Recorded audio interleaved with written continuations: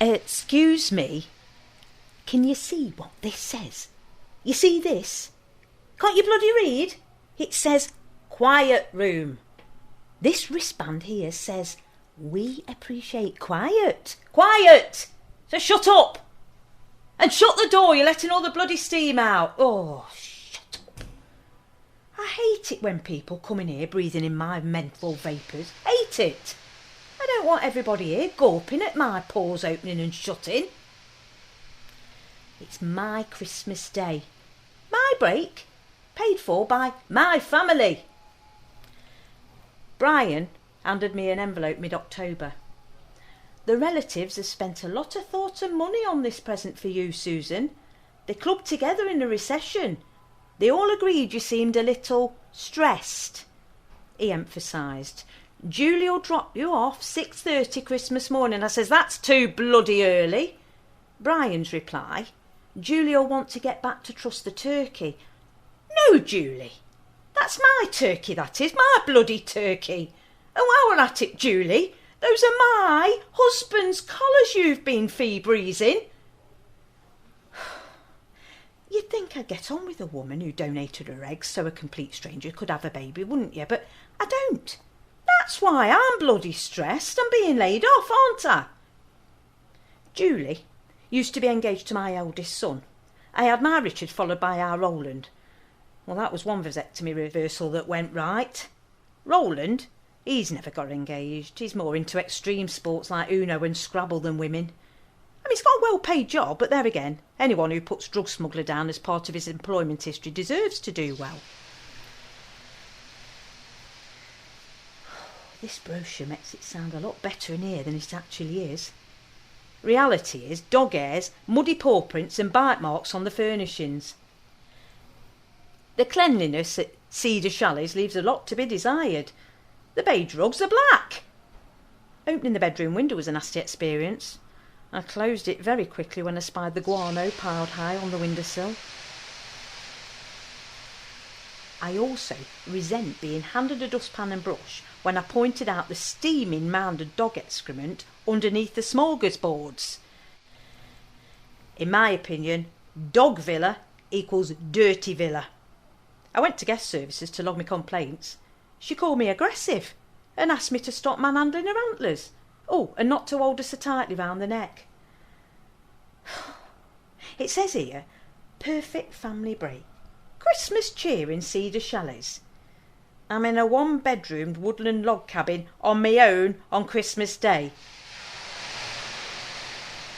Oh, don't get me wrong, it's not all doom and gloom. I was greeted on arrival by 3 friendly staff in a complimentary toweling robe. It's supposed to be a health spa. It's 10 past bloody 2 and I've done nothing but fill my face. Food, glorious food. I had my lunch in flip-flops, but Christmas dinner was like being at a wake. And breakfast with Santa was no better. The egg for my omelette must have been laid by a wren. Very poor hygiene for a food outlet. And something in the grilled tomatoes had quite obviously been contaminated by a choice of either metal or plastic. There's minimal entertainment considering it's the festive season. Simone, she's from Portugal and only covers reception during heightened times of stress, pressure and aggression. Well, she suggested I might enjoy the chocolate indulgence session.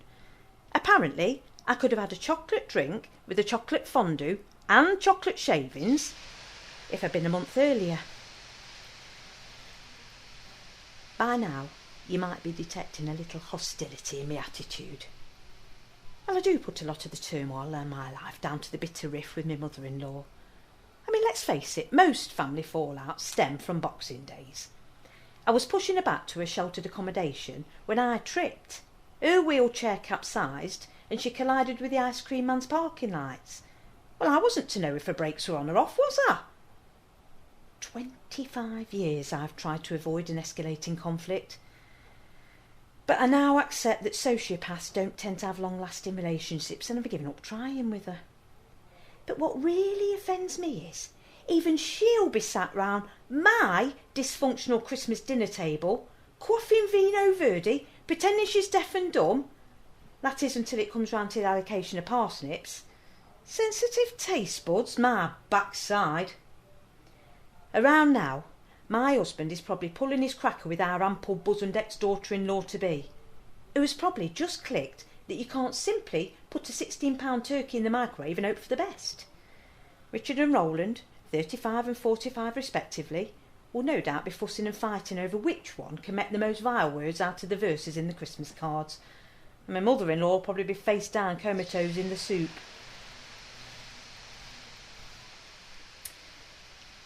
My own husband and offspring, plus I understand there might have been a substantial donation from a neighbour, decided to pay to send me away on my own for Christmas Day. A whole range of emotions seized me. There was initial feeling of flattery, then followed a bout of intense infuriation until finally I was conquered by a great sadness. Loneliness is a complex and usual response to isolation, and now I see myself at a crossroads. On a positive note, though, the cards I've now been dealt have unleashed a certain boldness in me. Kieran is a cocktail shaker here in the Salvatore Calabrese lounge. Apparently he's only one of 3 members of staff on duty this Christmas. He's only here because he couldn't get a ferry home to Anglesey due to the crosswinds on the Menai Straits. He donated to me a large croissant, a Danish pastry and a small crust of goat's cheese tart. He explained to me in broken Welsh that the tart was surplus after Saturday lunch, and as the cleaners have finished till the spring, they can't really eat it, can they? I took that as a prerequisite to foreplay, and I've invited him back to my log cabin for ahoy hoy Havana and crisps. Talking to you has been very therapeutic, actually, so I must apologise if I came over as aggressive earlier. I'm afraid it's all hot air with me. Don't you think, though, that sometimes that one has to look beyond that initial facade of anger and not make assumptions about people's behaviour? Because who knows what's going on behind closed doors? I could say I hope the lot of them die of residual carbon monoxide after inhaling cheap Portuguese wine, but I've come to the conclusion that my anger is a smokescreen for hurt and disappointment. I've decided to let them all get on with it. On reflection, cuddling up to my dream date on a portrait pillow featuring Lionel Richie wasn't a particularly healthy option after all. I've decided to forgive and forget, Let them all get on with it. I'm going to put some new resolutions into writing. Instead of channeling anger, I'm taking steps to say goodbye, and I'm starting over and letting go of the past.